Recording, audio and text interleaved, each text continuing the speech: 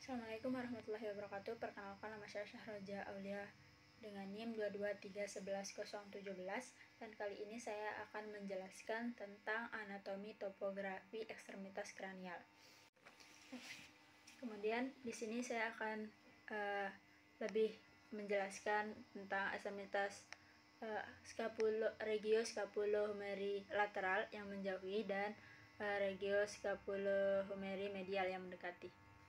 Kemudian di sini ada 4 pembagian untuk regio musculus cutaneusnya. Yang pertama ada musculus cutaneus fasciae, kemudian musculus cutaneus coli, kemudian musculus cutaneus omobrachialis, dan musculus cutaneus laruci pada bagian abdomennya.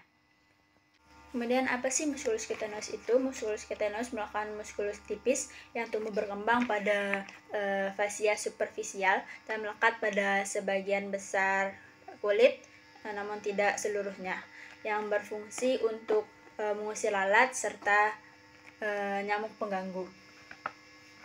Selanjutnya, ikatan antara torak dan kaki depan ataupun kepala ini disebut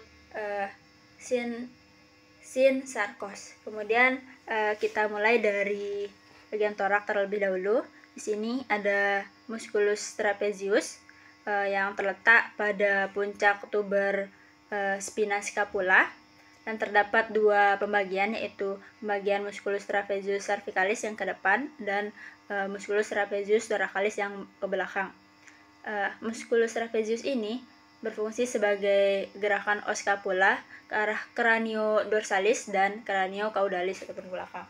Untuk vaskularisasinya di sini ada arteri vertebralis dan inervasinya ada neuron spinal ascensorius. Selanjutnya ada musculus latissimus dorsi yang terletak di fascia thoracolumbar yang berfungsi untuk menarik humerus ke dorsal maupun caudalnya. Di sini untuk vaskularisasinya ada arteri thorakodorsalis dan arteri lumbaris. Inervasinya ada neuron thorakodorsalis. Selanjutnya ada musculus brachiocephalicus. Posisinya itu yang membentang sepanjang sisi lateral dari kepala sampai dengan lengan ataupun dadanya. Untuk perbedaan di sini ada perbedaan antara ruminansia disebut Cleido occipitalis, sedangkan karnivora disebut Cleido cervicalis. Untuk vaskularisasinya ada arteri vertebralis, arteri cervicalis profundus, sedangkan inervasinya ada neuron spinal cervicalis dan neuron ascensorius. Selanjutnya ada musculus omotransversus. Posisinya ini ada di permukaan lateral dari alai os atlas yang fungsinya untuk menggerakkan leher. Untuk vaskularisasinya ada arteri vertebralis dan inervasinya ada neuron cervicalis. Kemudian di sini ada musculus serratus ventralis.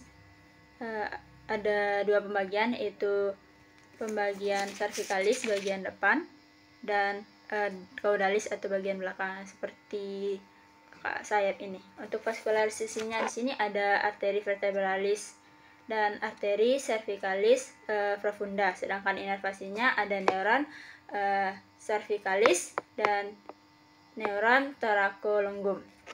Selanjutnya di sini ada musculus rhomboideus, posisinya di ligamentum nuchea. Terus inervasinya ada neuron cervicalis dan vaskularisasinya ada arteri cervicalis profundus dan arteri scapularis dorsalis.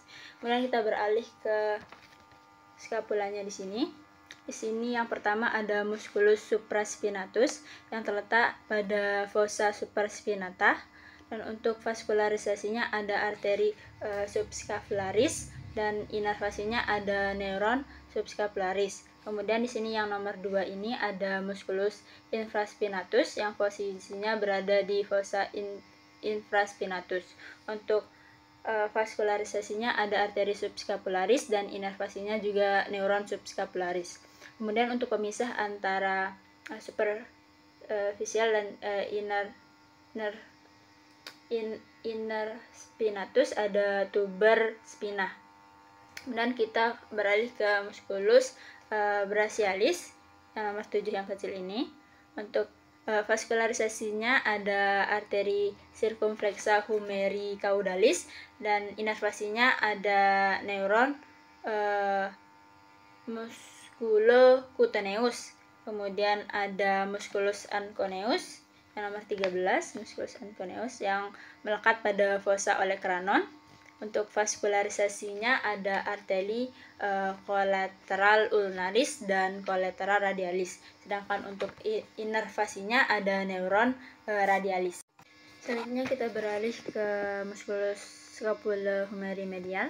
Yang pertama di sini ada musculus subscapularis yang ini, yang merupakan 3 bagian otot yang bersatu kemudian menuju ke insertionya. Muskulus ini berupa lembaran dan mengikuti garis luar dari permukaan costalis scapula. Fungsinya ini untuk aduksi. Kemudian untuk vaskularisasinya ada arteri subscapularis dan arteri circumflexa scapularis. Kemudian untuk inervasinya ada neuron subscapularis dan neuron axillaris.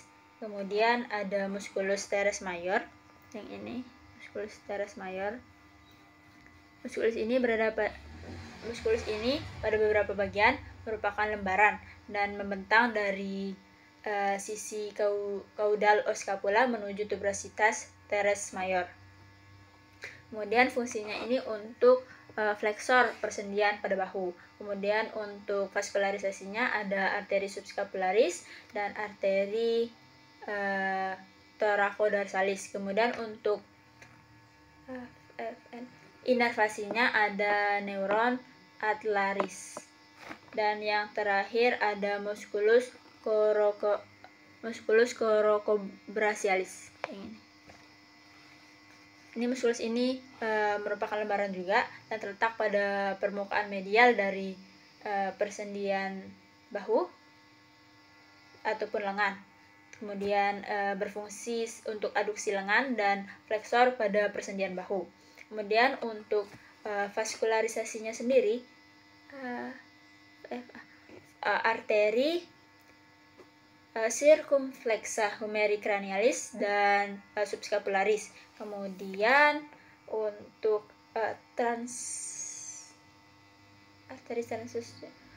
untuk inervasinya neuron musculocutaneus. Sekian penjelasan dari saya, kurang dan lebihnya mohon dimaklumi. Wassalamualaikum warahmatullahi wabarakatuh.